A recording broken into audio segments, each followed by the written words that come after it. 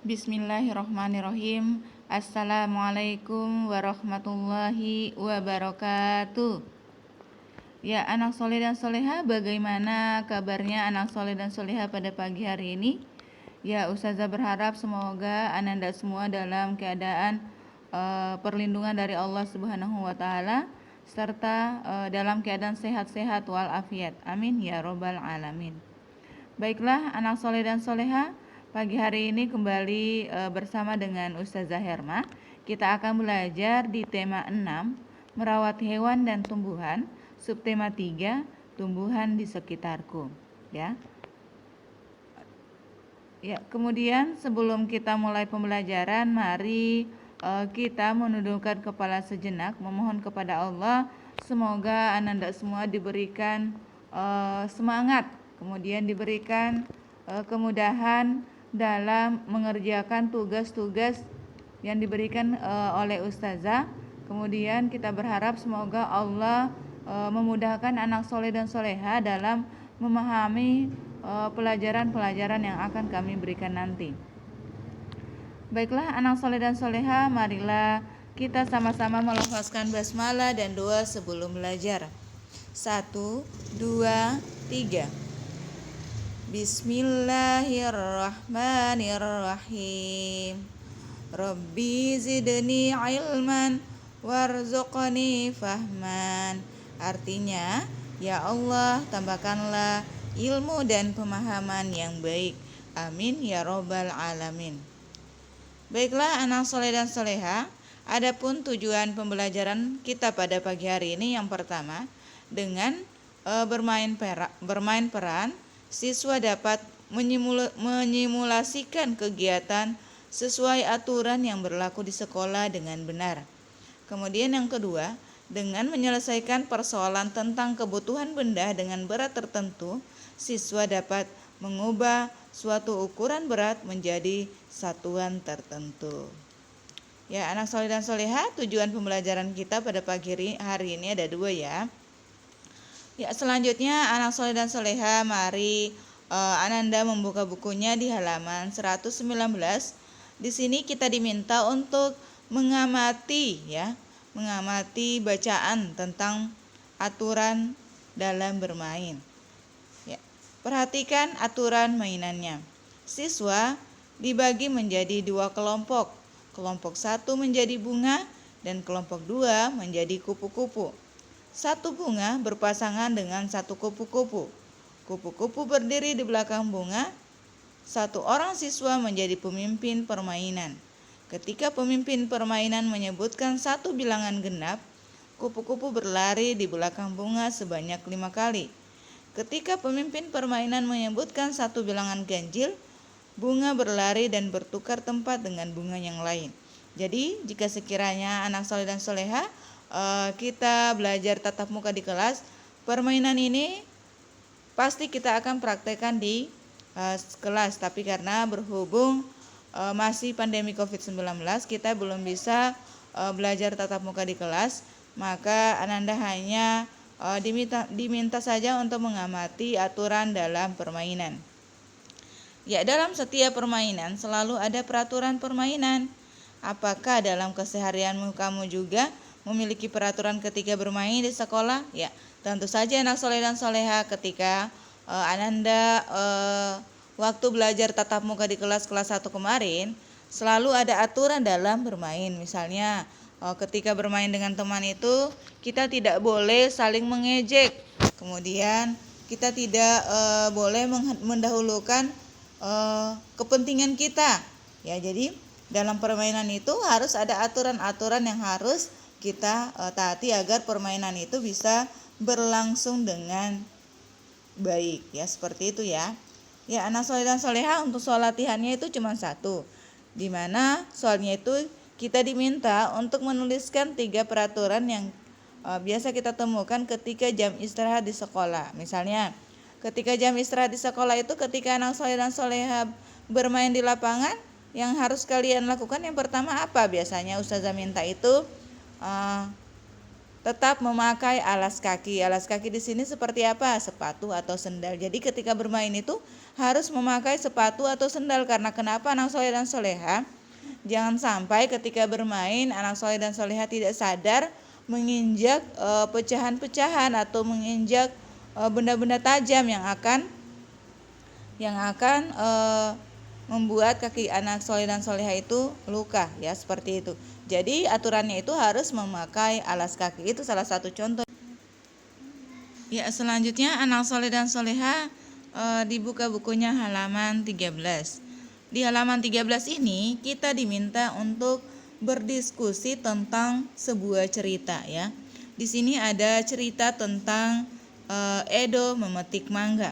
Ya, mari kita baca cerita berikut. Edo memetik mangga. Mangga yang dipetik Edo seberat 2 kg. Setiap 5 ons mangga dimasukkan ke dalam kantong plastik. Berapa kantong plastik mangga yang dipetik Edo? Jadi mangga yang seberat 2 kg itu kira-kira dimasukkan ke dalam kantong itu berapa kantong plastik? Yang mana dalam setiap kantong plastik itu berisi 5 ons. Ya, ikuti langkah berikut. Langkah pertama, langkah 1 ya, diketahui. Mangga yang dipetik Edo 2 kg. Setiap kantong berisi 5 ons. 2 kg sama dengan 20 ons. Karena kemarin kita sudah pelajari bahwa jika 1 kg diubah ke dalam ons berarti 10 ons. Kalau misalnya 20 ons, kira-kira berapa kantong? Jika dalam satu kantong itu berisi 5 ons. Kalau misalnya 20 ons, berarti 20 ons dibagi ke dalam 5 ons, berarti setiap kantong itu untuk 20 ons jika dibagi ke dalam kantong berarti 4 kantong, yang mana setiap kantong itu berisi 20 ons. Jadi ada 4 kantong plastik mangga yang dipetik Edo, yang mana di setiap kantong plastik itu berisi 5 ons. Jadi kalau misalnya 20 ons, jumlahnya itu berarti 4 kantong, yang mana setiap kantong 5 ons, 5 ons tambah 5 ons, 10 ons, 2 kantong ya. Tambah lagi 1 kantong, 5 ons berarti 15 ons, berarti 3 kantong. Kemudian ditambah lagi 5 ons dalam 1 kantong menjadi 20 ons dan menjadi 4 kantong. Ya, anak soleh dan soleha untuk soal latihannya ada 2 ya. Lani memetik 10 ons tomat dan 20 ons terong dari pekarangan rumahnya. Berapa ons total hasil panen Lani? Berapa kilogram total hasil panen Lani? Jadi jika semuanya tomat dan terong, berapa ons semua di situ? 10 tambah 20 sama dengan 30 ons. Kemudian berapa kilogram hasil panen Lani? Kalau 30 ons itu kira-kira diubah ke dalam kilogram itu berapa kilogram? Ingat anak soleh dan soleha 1 kilogram itu 10 ons. Kalau 30 ons berarti 3 kilogram. Anak soleh dan soleha menuliskannya di buku tulis yang akan dikumpulkan di hari Jumat. Kemudian soal yang kedua, mangga yang dipetik Edo seberat 3 kg. Setiap 5 ons mangga dimasukkan ke dalam kantong plastik. Berapa kantong plastik mangga yang dipetik Edo? Jadi berapa anak soleh dan soleha jika dalam satu kantong itu 5 ons? Jadi misalnya 5 ons 1 kantong, kemudian tambah lagi 5 ons 1 kantong, 2 kantong ya. Jadi sudah 10 ons dan 2 kantong. Tambah lagi 5 ons 3 kantong, jadi 15 ons 3 kantong. Kemudian tambah lagi 5 ons dimasukkan ke dalam 1 kantong plastik, menjadi jumlahnya 4 kantong plastik. Kemudian tambah lagi 5 ons, menjadi semuanya 25 ons dimasukkan ke dalam kantong plastik sebanyak 5 kantong. Tambah lagi 5 ons dimasukkan ke dalam kantong plastik sama dengan 6 kantong. Jadi kalau 3 kg diubah ke dalam ons itu menjadi 30 ons. Kemudian 30 ons dibagi ke 6 kantong, masing-masing 5 ons, berarti jumlah kantongnya adalah 6 kantong plastik. Seperti itu ya anak soleh dan soleha.